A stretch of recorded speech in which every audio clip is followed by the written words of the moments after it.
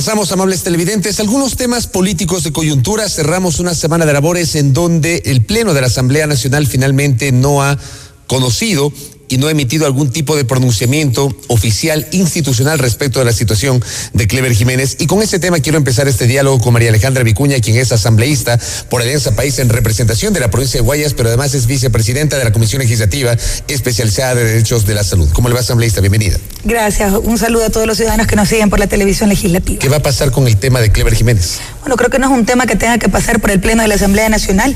La Ley Orgánica de la Función Legislativa, en su artículo 115, numeral 5, es absolutamente claro con las causales por las que un asambleísta pierde su condición de tal. Y una de ellas es la sentencia condenatoria ejecutoriada. Es un tema que no debe ni siquiera plantearse en el debate del Pleno de la Asamblea Nacional, sino que de oficio la Asamblea Nacional, en este caso la compañera presidenta, debería actuar y vía secretaría quizás informar. Pero lo que corresponde, a mi juicio, es principalizar o ya reemplazar, digamos, de forma permanente al alterno del exasambleísta Clever Jiménez, precisamente por lo que establece la ley orgánica que rige a esta función legislativa. Pero estamos hablando de 2 semanas después desde que se emitió la sentencia o se ejecutorió o quedó en firme la sentencia emitida por la Corte Nacional de Justicia. ¿Por qué hasta este momento desde la Secretaría de la Asamblea no se ha, por ejemplo, aprovechando los plenos últimos, dado lectura a esa sentencia? Por lo menos. Sí, debió hacerse. De hecho, esa respuesta tendría que darla la Secretaría, pero insisto, mi posición es en función de lo que establece la ley orgánica de la función legislativa. Es un tema administrativo, de oficio. La Asamblea no puede poner a cuestionar o a debatir una sentencia condenatoria ejecutoriada que se dicta en la función judicial.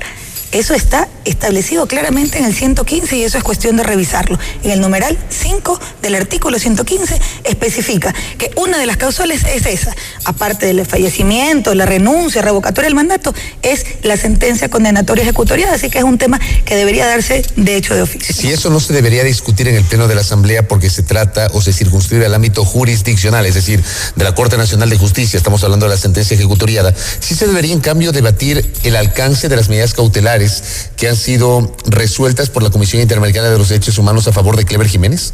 Yo creo que hemos sido claros y nos hemos pronunciado cuando en sesiones pasadas la asambleísta Tibán solicitó incorporar dentro del orden del día.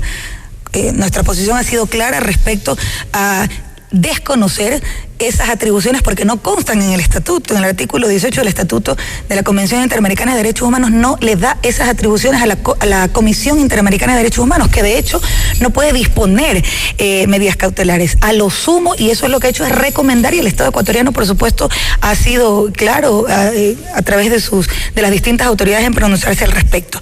La única que tiene potestad de dictaminar medidas cautelares es la Corte Interamericana, más no la Convención. Y en función de eso, no hay ni siquiera que debatir en el Pleno ese tema porque no corresponde. Pero este tema se ha convertido, le pregunto a usted, asambleísta Vicuña, en un dolor de cabeza para ustedes.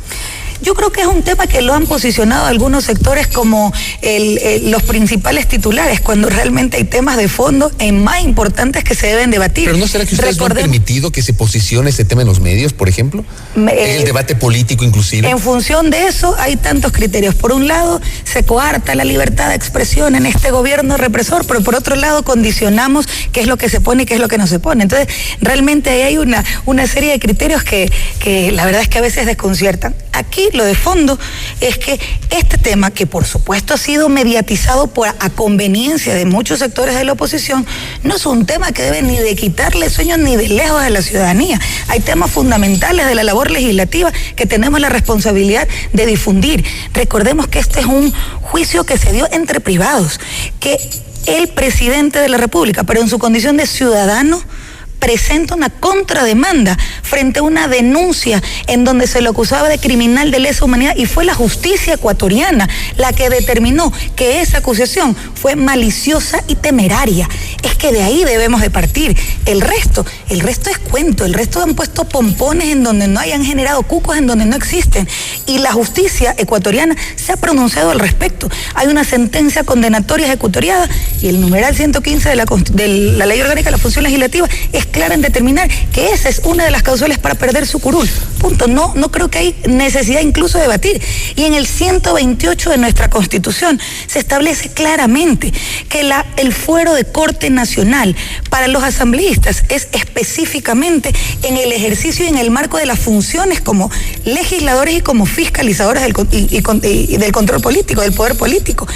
Pero bajo ningún punto de vista es necesaria la solicitud de levantamiento de ese fuero de corte nacional cuando se trata de delitos que no tienen nada que ver o de acciones que no tienen nada que ver con el ejercicio de las funciones como asambleístas. Queda totalmente clara su posición en este tema. Vamos a otro, porque la noche del miércoles el bloque del Movimiento País tuvo un primer encuentro con la flamante secretaria de Gestión de la Política, Viviana Bonilla, y de lo que se conoce se ha acordado la posibilidad de que el próximo 14 de abril exista una primera reunión con el presidente Rafael Correa entre presidentes de comisiones y el mandatario, y 2 días después, el 16, una reunión con los 100 legisladores del Movimiento País. ¿Esto ya es oficial? ¿Está confirmada este encuentro con el presidente Correa?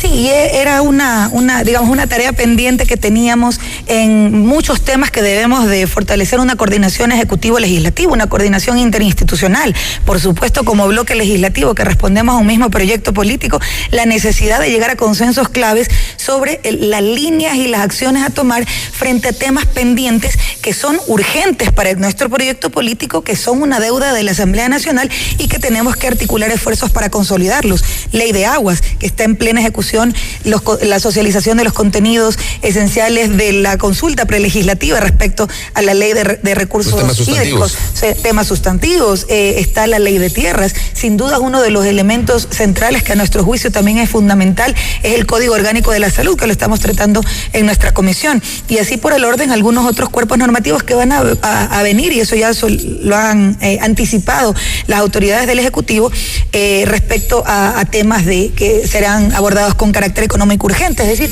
hay una necesidad importante de coordinar acciones, de priorizar desde la perspectiva del bloque de Alianza País, que formamos parte de un mismo proyecto político por un lado, pero por otro lado ese fortalecimiento de la relación interinstitucional que debe existir entre el legislativo y el ejecutivo. ¿Ha habido un debilitamiento de esa relación interinstitucional o simplemente no ha existido esa relación interinstitucional? Creo que ha habido debilidades y que ha sido necesario superarlas, y que en algunas oportunidades han sido esas debilidades bastante profundas, pero creo que ese es el espacio importante para superar cualquier dificultad.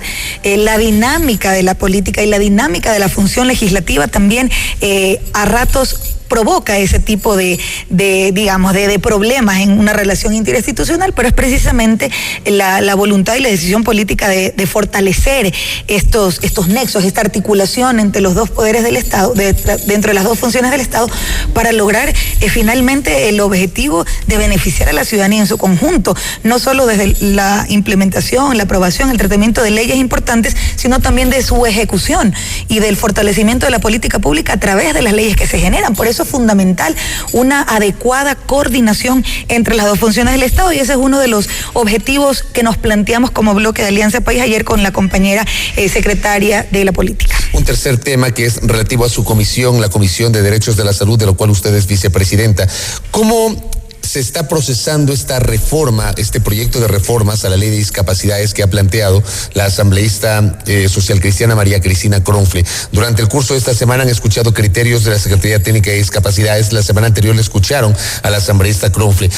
Usted, que además es vicepresidenta de esta comisión, ¿qué lectura tiene sobre esta propuesta? Bueno, y además fui en el periodo anterior junto con María Cristina y otros asambleístas integrantes de la comisión que trató esta importante ley, que es un hito del proceso político, que es la revolución de las discapacidades. Creo que ha sido una ley importante, y en la puesta en práctica, en la marcha de la puesta en práctica de esta ley, se han detectado algunas dificultades. Esas consideraciones las ha planteado la asambleísta Cronfle en la propuesta de reforma, sobre todo para especificar el grado o el porcentaje que dentro del carnet que otorga la autoridad respectiva para determinar el tipo y el grado de discapacidad, se otorgan algunos beneficios porque fundamentalmente los derechos sin duda están consagrados independientemente del porcentaje que se tenga, pero sí sobre todo el acceso a ciertos beneficios que establecimos en la ley. Eso del porcentaje está ahora mismo en el reglamento, no en la ley. Está en el reglamento y siempre ha estado en el reglamento, es decir, en la ley anterior a la aprobada por el periodo anterior, de la nueva ley orgánica de la de discapacidades, tampoco no se establecía el porcentaje. Eso también se lo establecía en el reglamento. En este reglamento lo que se establece es el 30%, que es como antes se estableció, pero respecto al tema laboral, a la inserción y la inclusión laboral.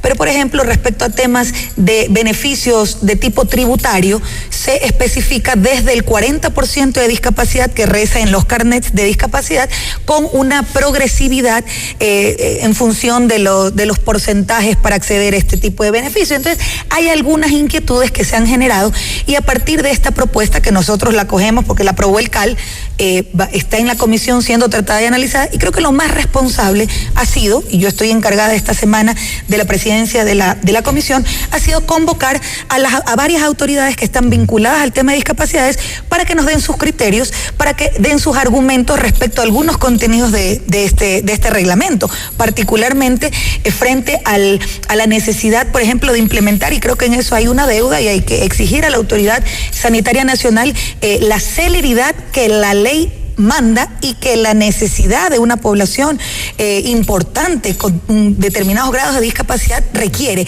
que es el nuevo sistema de calificación acorde con los parámetros internacionales y con un enfoque biopsicosocial. Creo que eso es un tema concreto, un tema que todavía está está construyéndose, pero todavía no se ejecuta, y esa ha sido una de las grandes dificultades. Hemos recibido ayer en el seno de la comisión al director nacional del CONADIS, del Consejo Nacional de Discapacidades, al secretario técnico de discapacidades, a un funcionario de la Asamblea Nacional que trabaja en talento humano y que tiene discapacidad y que participó permanentemente en la construcción de la ley de discapacidades, y también a un colectivo de personas, de padres de personas con autismo. Entonces, para escuchar sus criterios, yo creo que lo más responsable y sensato es escuchar los argumentos, escuchar los criterios desde las autoridades, los sustentos técnicos que motivaron determinados articulados del reglamento, y sobre esa base tomar una posición. Pero lo concreto y lo claro es que la voluntad y la decisión de la Comisión Permanente del Derecho a la Salud es que la consigna de la revolución de las discapacidades, que es hasta el final, se mantiene. Asambleísta, gracias por su tiempo. Gracias a usted. Gracias a María Alejandra Vicuña, quien es vicepresidenta de la Comisión Legislativa de Derechos de la Salud y además integrante del Movimiento País, temas políticos y también temas relativos a sus funciones como parte de dicha comisión. Una pausa.